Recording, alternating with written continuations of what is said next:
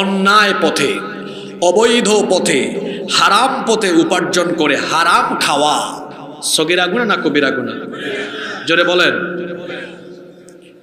অবৈধ পথে, হারাম পথে উপার্জন করে হারাম খাওয়া লোক হারামখোর। আর হারামখোরের ব্যাপারে আল্লাহর নবীর এমন কথা, খুব খেয়াল করে শোনেন, যারা অন্যায় পথে, অবৈধ পথে উপার্জন করে হারাম খায়, ওই হারামখোরের কোনো ইবাদত বন্দেগী আল্লাহর দরবারে কবুল হয় না। কারণ ইবাদত কবুলের পূর্ব শর্ত হলো, দোয়া কবুলের পূর্ব শর্ত হলো হালাল খাওয়া।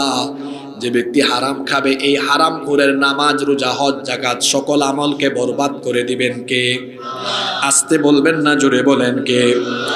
আবু হুরায়রা রাদিয়াল্লাহু আনহু হাদিসের বর্ণনাকারী সাহাবী। হাদিসটি মুসলিম এবং তিরমিজি শরীফের মধ্যে বর্ণিত হয়েছে। আল্লাহর নবী বলেছেন, আইয়ুহান নাস, হে মানব জাতি, ইন্নাল্লাহা তাইয়্যিব, নিশ্চয়ই আল্লাহ পবিত্র, লা ইয়াকবালু ইল্লা তাইয়্যিবা, পবিত্র ছাড়া কোনো জিনিস তিনি গ্রহণ করেন না। ওয়া আন্নাল্লাহা আমারাল মুমিনিনা বিমা আমারা বিহিল মুরসালিন, আল্লাহ মুমিনদেরকে সেই আদেশ দিয়েছেন যে আদেশ তিনি রাসূলদেরকেও দিয়েছেন। সুম্মা যাকারার রাজুল, এরপরে আল্লাহর নবী এমন এক ব্যক্তির ঘটনা উল্লেখ করলেন, ইউতিলুস সাফার, যেই ব্যক্তি লম্বা সফর করছে, আশআসা আগবারা, লম্বা সফর করতে করতে তার মাথার চুল উস্কো খুস্কো, তার শরীর ধুলাবালি যুক্ত হয়ে গিয়েছে। এরপরে এই ব্যক্তি সফরে থাকা অবস্থায় ইয়ামুদ্দু ইয়াদাইহি ইলাস সামা, দুই হাত আকাশের দিকে উত্তোলন করে দোয়া করা আরম্ভ করেছে, ইয়া রাব্বি, ইয়া রাব্বি, হে রব আমাকে এটা দাও, এটা দাও, এটা করো, ওইটা করো।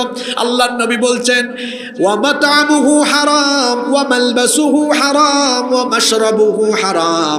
এই ব্যক্তি যে আল্লাহর কাছে দোয়া করার জন্য হাত তুললো, অথচ এই ব্যক্তি হলো এমন, তার শরীর হলো হারাম, হারাম খেতে খেতে তার শরীরের মাংস, রক্ত সব হয়ে গিয়েছে হারাম। তার শরীরের মধ্যে যে কাপড় চোপড় পরিধান করেছে সেটাও হারাম, এমনকি সে যে খাবার খায়, পানীয় খায়, সেটাও হারাম। আল্লাহর রাসূল বলছেন, যেই ব্যক্তির 3.5 হাত বডি হারাম, যেই ব্যক্তির কাপড় চোপড় এমনকি মাথা থেকে পা পর্যন্ত সব হারাম দ্বারা তৈরি, এমন হারামখোরের কোনো দোয়া আল্লাহর দরবারে কবুল হয় না। হারামখোরের দোয়া, হারামখোরের ইবাদত আল্লাহর দরবারে কবুল হয় না। হারাম খায় এরকম মানুষ তো দাগন ভুইয়ায় নাই, সব আল্লাহর কুতুব এখানে। সুদ আছে না নাই? জোরে বলেন, সুদ আছে না নাই? সুদ এটা জঘন্য কবিরা গুনাহ। সুদের 70টার বেশি গুনাহ আছে, তার মধ্যে সর্বনিম্ন গুনাহ হলো নিজের মায়ের সাথে জিনা করা। এমনকি সুদ এমন জঘন্য গুনাহ, আল্লাহর রাসূল বলেছেন 1 দিরহাম সুদ খাওয়া 36 বার জিনা করার চাইতে আরো জঘন্য অপরাধ। সুদ খায়, হারামখোর এটা খায় কি? হারাম খাইলো, আবার এই হারাম খায়া খায়া নামাজও পড়ে। এরকম নামাজি সুদখোর আছে না নাই? আমার দেশে কিছু সুদখোর আছে, দেখবেন নামাজের টাইমে একদম হুজুরের পিছনে নামাজে দাঁড়ায়, নামাজেও সামনের কাতারে, সুদ খাওয়ার বেলায়ও সামনের কাতারে। এগুলো আমি আপনাদের এলাকার কথা বলছি না, বিভিন্ন এলাকায় আছে। ঘুষ খায়, এমন ঘুষখোর আছে না নাই? হারাম পথে টাকা কামায়। ভূমিদস্যু, মানুষের জায়গা জমি দখল করে ফেলে, জোর করে, লাঠির জোর, বংশের জোর থাকলে তারপরে মানুষের জায়গা জমি গিয়ে জোর করে দখল করে, এমন ভূমিদস্যু আছে না নাই? যে ব্যক্তি 1 বিঘত জমি কারো জোর করে দখল করবে, কিয়ামতের দিন 7 তবকা জমিন তার কাঁধের মধ্যে উঠায় দিবেন কে? খবরদার, অন্যায় অবৈধ পথে 1 পয়সা হারাম খাবেন না, সারা জীবনের সব আমলকে বরবাদ করে দিবেন কে? আমার দেশে অন্যায় অবৈধ পথে টাকা পয়সা কামায় এমন চোর 2 জাতের আছে। আমার দেশে চোর হলো 2 জাত। চোর হলো 2 জাত, একটা হলো অভাবের চোর, আরেকটা স্বভাবের চোর। একটা অভাবের, আরেকটা স্বভাবের। এক লোকের বাড়ি কামার পুকুরিয়া, তার বউ বলতেছে 2-3 দিন ধরে ঘরে খাবার নাই, যাচ্ছে রাস্তা দিয়ে, রাস্তার পাশে পাইছে ফুলকপির ক্ষেত, আলুর ক্ষেত, ডানে বামে তাকায় দেখছে কেউ নাই, নেমে 2-3টা ফুলকপি আর কিছু আলু লুঙ্গির চিপার ভিতরে ঢুকায় মারছে দৌড়। এটা অভাবের চোর না স্বভাবের চোর? অভাবের চোর। ঢাকায় থাকে, বড় চাকরি করে, সরকার মাস শেষে বেতন দেয়, ঈদের সময় ভাতা দেয়, বৈশাখ মাসেও ভাতা দেয়, থাকার জন্য কোয়ার্টার বাসা দিয়েছে, গাড়িও দিয়েছে। এরপরেও তার কাছে গেলে কোনো কাজের জন্য টেবিলের নিচে দিয়ে হাত ঢুকায়া কয়, এদিকে কিছু দিয়া যান, নইলে কাজ হয় না। কয় স্পিড বানি দেন, কলমের খোঁচায় দুর্নীতি করে। সরকার থেকে বরাদ্দ হয়েছে কিছু টাকা, 1 কোটি বরাদ্দ হয়েছে, এটা একদম এই এলাকায় আসতে আসতে 5 লাখ থাকে, 95 লাখ খেয়ে ফেলে। আছে না নাই? এই যে সরকার তাকে বেতন ভাতা গাড়ি বাড়ি দেওয়ার পরেও লোকটা চুরি করে, আপনাদের কি মনে হয় সে অভাবের চোর না স্বভাবের চোর? আমার দেশে অভাবের চোর বেশি না স্বভাবের চোর বেশি? এই স্বভাবের চোর এত বেশি, এরা এত চুরি করে সুযোগ পাইলে গোটা বাংলাদেশকে বিক্রি করে ফেলবে। 71 সালে দেশ স্বাধীন হয়ে আজ 2025, 54 বছর ধরে এই স্বভাবের চোরদের কারণে আমার দেশে এত সম্পদ থাকা সত্ত্বেও এই দেশ পরিবর্তন হয় না। এই দেশের পরিবর্তনের জন্য স্বভাবের চোর, চামার, চাঁদাবাজ, টেন্ডারবাজদেরকে বাদ দিয়ে কুরআনওয়ালা লোকদের হাতে বাংলাদেশের দায়িত্ব তুলে দিতে হবে।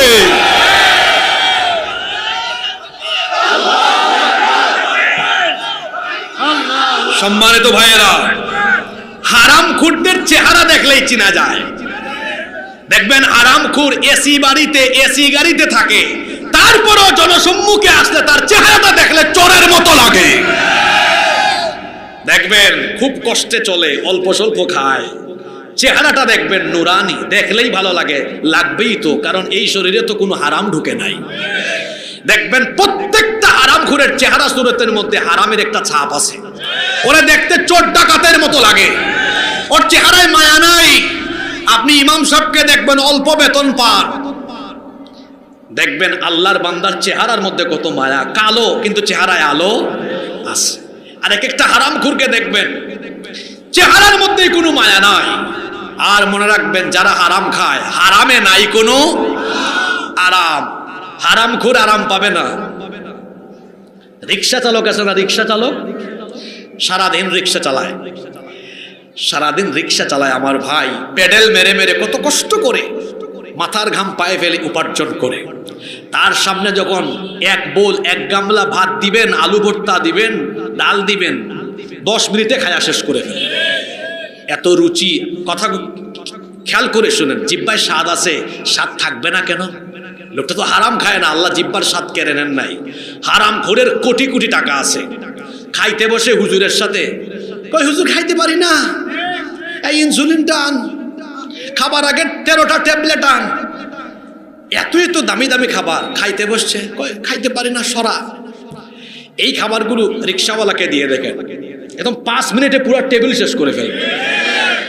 ওনার মুখে রুচি, আমার রিক্সাওয়ালা ভাইয়ের মুখে রুচি আছে, এর মুখে রুচি নাই কেন? তোর মুখে রুচি থাকবে কেমনে? তুই তো কত মানুষের হক নষ্ট করে তুই হারাম খেয়েছিস, বহু মানুষের স্বাদ তুই কেড়ে নিয়েছিস। এই জন্য তোর মতো হারামখোরের জিহ্বার স্বাদ আল্লাহ কেড়ে নিয়েছেন। কথা কি বোঝা যায়? আমি এই স্টাইলেই কথা বলি। তুই মানুষের জিহ্বার স্বাদ কেড়ে নিয়েছিস, তোর জিহ্বার স্বাদ আল্লাহ কেড়ে নিয়েছেন। কি বলেন, এরকম আছে না নাই? হারামে আরাম পাবেন না।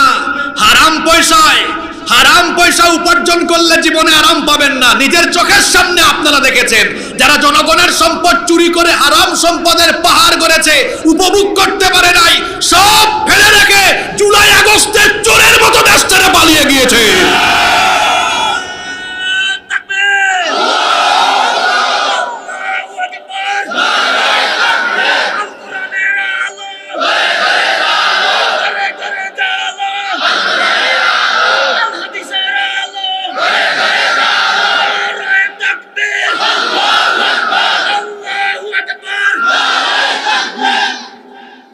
আজানটা শেষ করতে দেন, তারপর আমরা কথা বলে। কেউ দাঁড়াবেন না, এখানে মনে হয় নামাজের সময় কত।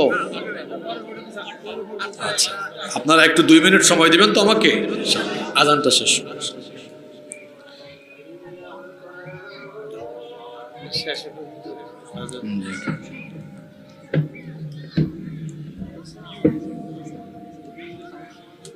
জি ঠিক আছে, ইনশাআল্লাহ। না না না, কিছু দরকার নেই।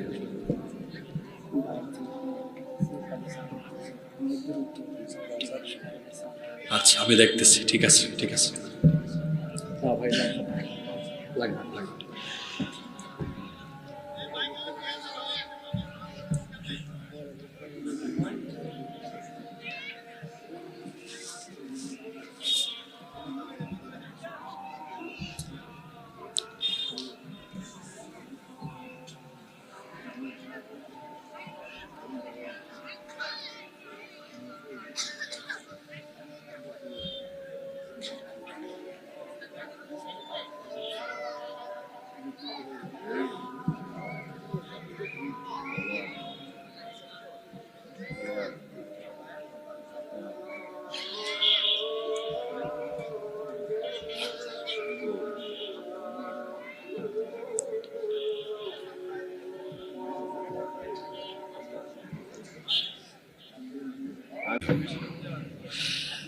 সম্মানিত উপস্থিতি, আমাদের এখানে নামাজ একটু দেরিতে অনুষ্ঠিত হবে ইনশাআল্লাহ। আসলে মাহফিলের ডেট তো তারা কিছুদিন আগে নিয়েছেন, এই জন্য বাদ মাগরিব কথা বলে আসলে আমরা নিজেও আরাম পাই না।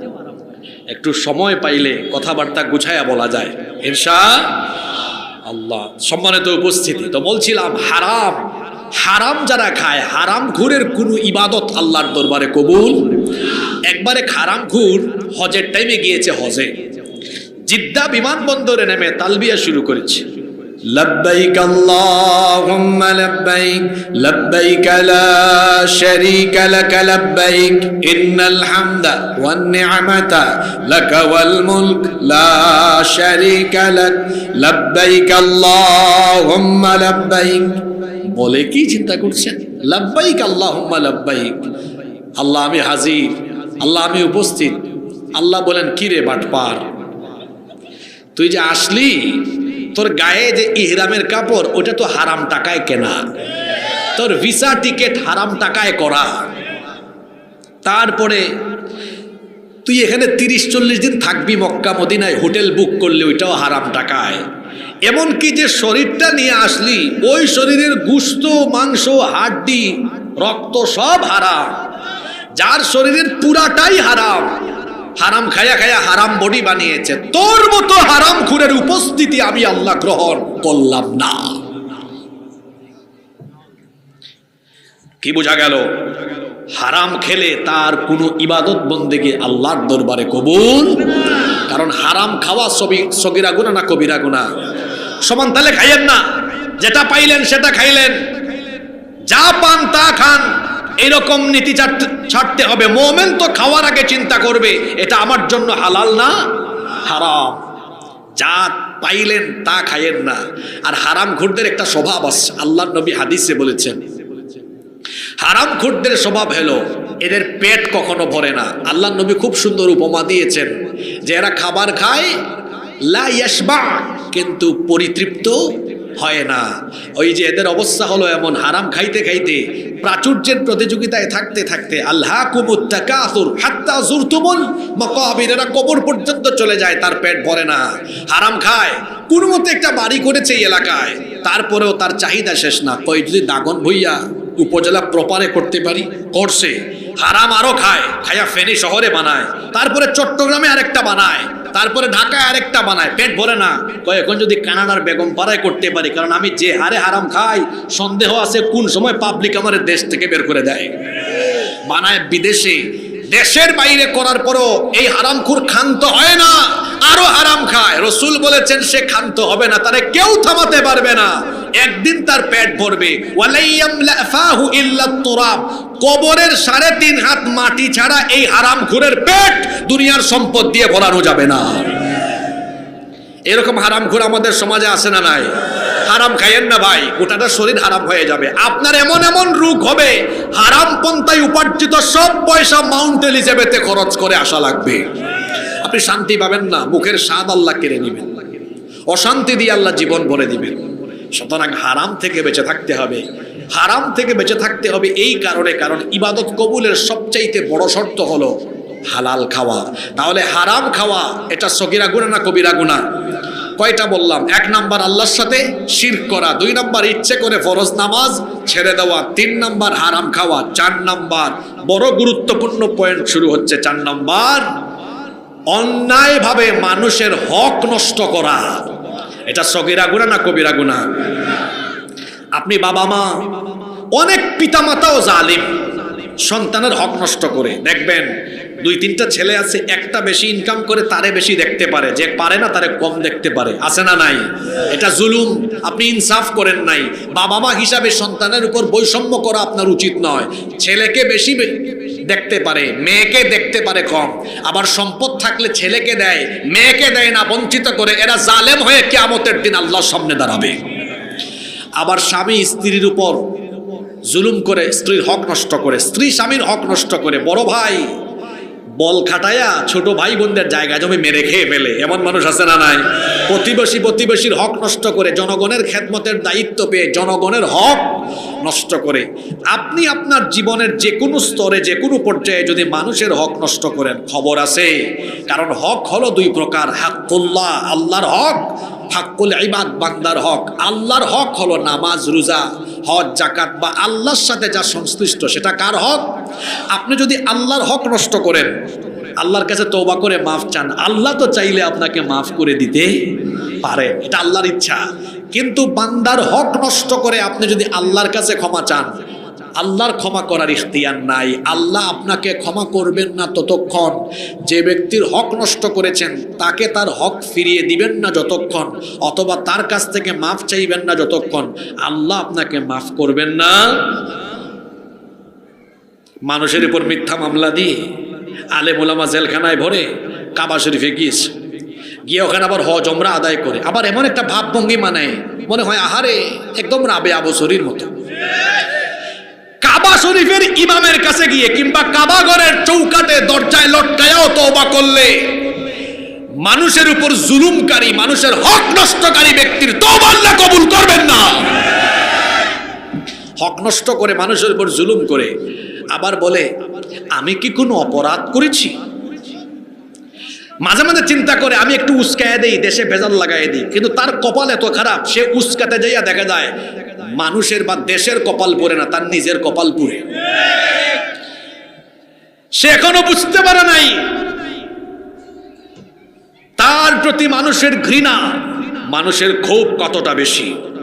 সম্মানিত ভাইয়েরা, মানুষের হক যারা নষ্ট করে এরা জঘন্যতম পাপী। মানুষের হক নষ্ট করবেন না। আজকের পুরা ওয়াজ মনে রাখতে পারলে পারেন, না পারলে নাই, কিন্তু এই হাদিসটা নিয়ে বাড়ি যাবেন। হাদিসটা কি বলবো? আল্লাহর রাসূল সাহাবীদেরকে জিজ্ঞেস করলেন, আতাদরুনা মানিল মুফলিস, তোমরা কি জানো আমাদের উম্মতের সবচাইতে অসহায় ব্যক্তিটি কে? সাহাবীরা বললেন, ইন্নাল মুফলিসা ফিনা মাল্লা দিরহাম লাহু ওয়ালা মাতা, আমাদের মধ্যে যার টাকা পয়সা বাড়িঘর নাই সে হলো সবচাইতে অসহায়। নবীজি বললেন, না, তোমাদের উত্তর সঠিক হয়নি। সাহাবীরা বললেন, তাহলে আমাদের উম্মতের সবচাইতে অসহায় ব্যক্তিটি কে? নবীজি তখন বললেন, ইন্নাল মুফলিসা ফি উম্মতি ইয়াতি ইয়াউমাল কিয়ামাতি বিসালাতিন ওয়া সিয়ামিন ওয়া যাকাতিন। আল্লাহর নবী বলছেন, আমার উম্মতের সবচেয়ে অসহায় ব্যক্তি হচ্ছে সে, কিয়ামতের দিন যেই ব্যক্তি নামাজ, রোজা, হজ, যাকাত বা নেক আমল নিয়ে হাজির হবে কিয়ামতের মাঠে। আচ্ছা আপনারা বলেন তো, নামাজ, রোজা, হজ, যাকাত, নেক আমল নিয়ে হাজির হয়ে কেউ কি অসহায় হয় না জান্নাতি হয়?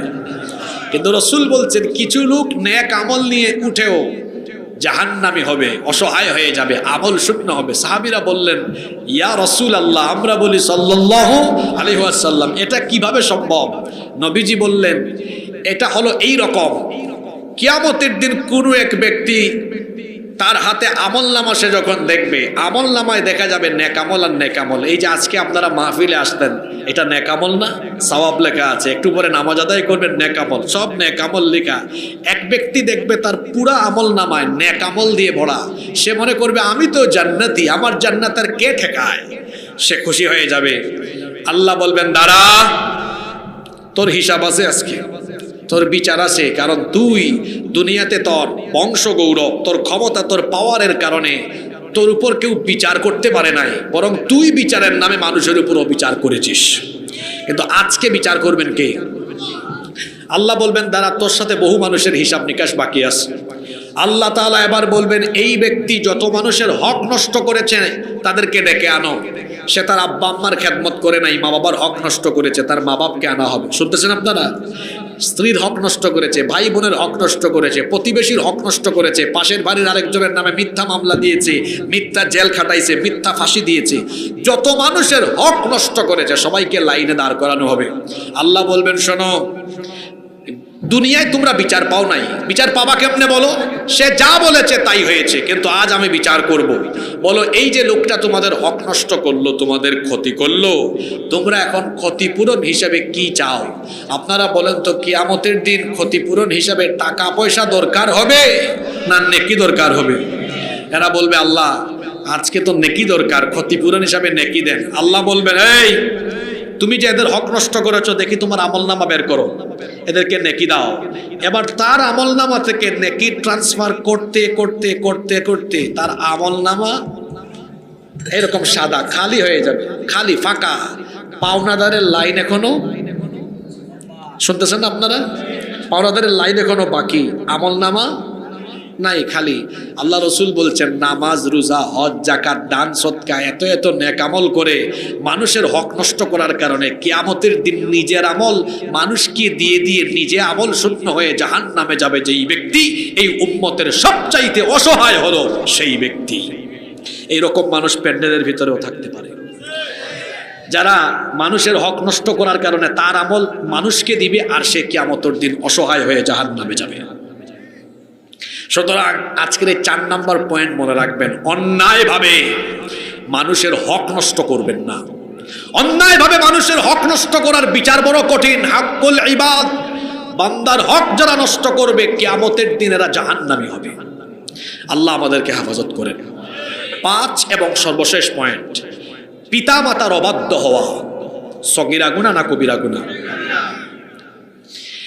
আল্লাহর নবী বলছেন, আলা উহাদ্দিসুকুম বিআকবারিল কাবাইর, আমি কি তোমাদেরকে বড় বড় কবিরা গুনাহ সম্পর্কে সতর্ক করব না? সাহাবীরা বললেন, বালা ইয়া রাসূলুল্লাহ। আমরা বলি, সাল্লাল্লাহু আলাইহি ওয়াসাল্লাম, অবশ্যই বড় বড় জঘন্য কবিরা গুনাহ সম্পর্কে আমাদেরকে সচেতন করেন। আল্লাহর রাসূল বললেন, সবচাইতে বড় কবিরা গুনাহ হলো আল ইশরাকু বিল্লাহ, আল্লাহর সাথে শিরক করা। এরপরে সবচাইতে বড় কবিরা গুনাহ হলো উকুকুল ওয়ালিদাইন, পিতা মাতার অবাধ্য হওয়া। পিতা মাতার অবাধ্য হওয়া সগীরা গুনাহ না কবিরা গুনাহ? আমার দিকে তাকান, বেশি কথার চাইতে অল্প কথায় বরকত আছে, বোঝার চেষ্টা করেন। এরকম অনেকগুলো হাদিস বর্ণিত হয়েছে। কিয়ামতের দিন আল্লাহ তাআলা এমন বেশ কিছু ব্যক্তি আছেন যাদের দিকে ফিরে তাকাবেন না। এর একটা হাদিস না, এরকম বেশ কয়েকটা হাদিস বর্ণিত আছে। যেমন যারা টাকনুর নিচে কাপড় ঝুলাইয়া হাঁটে, কিয়ামতের দিন আল্লাহ এদের দিকে তাকাবেনও না, আল্লাহ এদেরকে মাফ করবেন না, আল্লাহ এদেরকে জাহান্নাম থেকে মুক্তি দিবেন না, পবিত্র করবেন না, তাকাবেনও না আল্লাহ। যারা টাকনুর নিচে কাপড় ঝোলায়, যারা মাদকাসক্ত, এই যে বেশ কিছু শ্রেণী আছে যাদের দিকে আল্লাহ তাকাবেনও না। এর মধ্যে এক শ্রেণী হলো যারা আব্বা আম্মার সাথে বেয়াদবি করে পিতামাতাকে কষ্ট দেয়। আল্লাহ তাআলা কিয়ামতের দিন তার দিকে তাকাবেন না, বলবেন এর সাথে আমার কোনো কথা নাই, হিসাবের কোনো ফাংশনই নাই।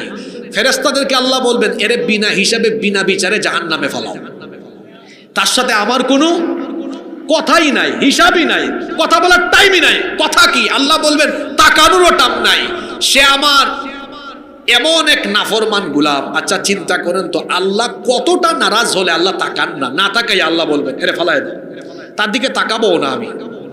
এরা কোন শ্রেণীর মানুষ? যারা আব্বা আম্মার সাথে কি করবে? বেয়াদবি করবে। এজন্য রাসূল বলেছেন, হুমা জান্নাতুকা আও হুমা নারুকা, পিতামাতা তোমার জান্নাত, অর্থাৎ পিতামাতার খেদমত করলে জান্নাত দিবেন কে? আও হুমা নারুকা, অথবা পিতামাতা তোমার জাহান্নাম, অর্থাৎ তাদের সাথে বেয়াদবি করলে জাহান্নামে দিবেন কে? একটা হাদিস বলে আমি শেষ করব, এই হাদিসটা খেয়াল করে শুনেন। আল্লাহর রাসূল বলেছেন, মান সাররাহু আইয়াবসুতা লাহু ফি রিজকিহি আও ইউনসা লাহু ফি আসারিহি ফালইয়াসিল রাহিমা আকরাবুর রাহিমি আল ওয়ালিদান। আল্লাহর নবী বলেছেন, যে ব্যক্তি তার হায়াতের মধ্যে, তার জীবনের মধ্যে, সম্পদের মধ্যে বরকত বাড়াতে চায়, সেই ব্যক্তির উচিত হলো তার পিতামাতার খেদমত করা। একটা ঘটনা শুনেন। একবার 3 ভাই, কয় ভাই, বসেছে পারিবারিক মিটিংয়ে, ঘরোয়া মিটিংয়ে। বড় ভাই বলতেছে ছোট 2 ভাইকে, দেখো আমাদের আব্বা আম্মাকে আমরা ভাগ করে খাওয়াই, আমি 10 দিন, তুমি 10 দিন, তুমি 10 দিন। মেজো ভাই 2 নাম্বারটা বলতেছে, ভাই আমি আপনার সাথে দ্বিমত, 10 দিন 10 দিন বড় কম হয়, চলেন আমরা 1 মাস 1 মাস করে ভাগ করে ফেলি। এই কথাবার্তা শুনে 3 নাম্বার ছোট ছেলে বলতেছে বড় 2 ভাইকে, বড় 2 ভাইকে বলতেছে যে ভাইয়া আপনারা কেউ বেজার হইয়েন না, আমি আপনাদের ছোট ভাই হয়ে আপনাদের কাছে দাবি করি, আব্বা আম্মাকে 10 দিন 10 দিন বা 1 মাস করে ভাগ করার দরকার নাই, আব্বা আম্মাকে সারা জীবনের জন্য আমার কাছে দিয়ে দেন। শোনেন, সুবহানাল্লাহ পড়ে পড়ে বোঝার চেষ্টা করেন। তো বড় 2 ভাই বলতেছে, আরে এ তো মহা বড় সুযোগ আসছে, যদি আমাদের ছোট ভাই দায়িত্ব নিয়ে নেয়, আমাদেরকে খাওয়ানো লাগবে না, চিকিৎসা করানো লাগবে না, দেখাশোনা করা লাগবে না, আমাদের তো সেভ হয়ে গেল। বড় 2 ভাই কায়দা করে জবাব দিছে, দেখো তুমি আমাদের ছোট, বড় ভাইয়ের কাছে দাবি করছো, তোমার দাবি কি আমরা ফালাইতে পারি? সুতরাং তোমার দাবি আমরা পূরণ করলাম, তুমি আব্বা আম্মাকে দেখাশোনা করো, আমাদের কোনো আপত্তি নাই। এই 3 ভাইয়ের কথোপকথন শুনছে এক চাচা। চাচা এসে বলতেছে ছোট ছেলেকে, ভাতিজা তুমি তো ব্যাককল। ছোট ছেলে বলতেছে, চাচা আপনি আমাকে ব্যাককল বললেন কেন? তো ব্যাককল বলবো না, তোমার 2 ভাই দায়িত্ব নিয়েছে, দায়িত্ব নিতে চেয়েছে, ভাগ করে নিতা, তাইলে সবারই খরচ হইতো। এখন যে তুমি একা দায়িত্ব নিলা, তোমার 2 ভাইয়ের তো পয়সা সেভ হবে, টাকা সেভ হবে, আর তুমি তো মাঝখান দিয়া একা একা খরচ করবা, তো তুমি ব্যাককল না। এখন ছোট ছেলে বলতেছে, চাচা রাগ কইরেন না, আপনিও ব্যাককল, আমার বড় 2 ভাই তারাও ব্যাককল। চাচা বলতেছে, কেন?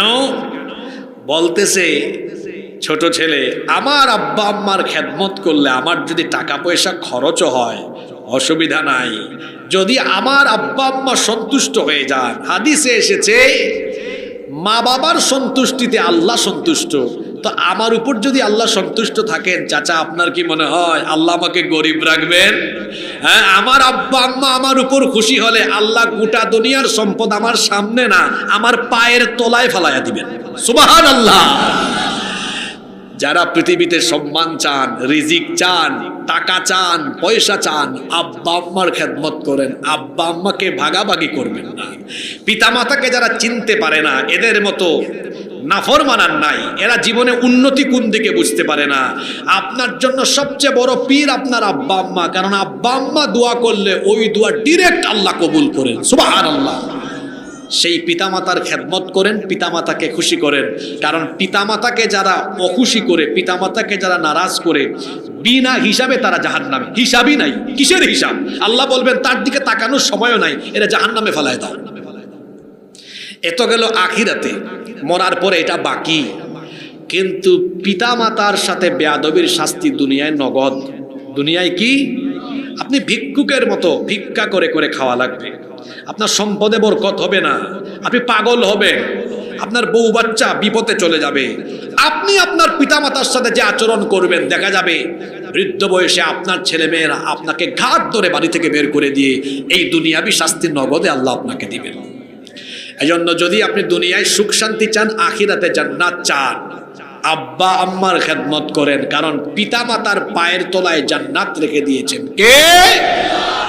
আজকে কয়টা কবিরা গুনার কথা বললাম দেখি তো আমার দাগন ভুইয়ার আব্বারা ভাইয়েরা মনে রাখছেন কিনা?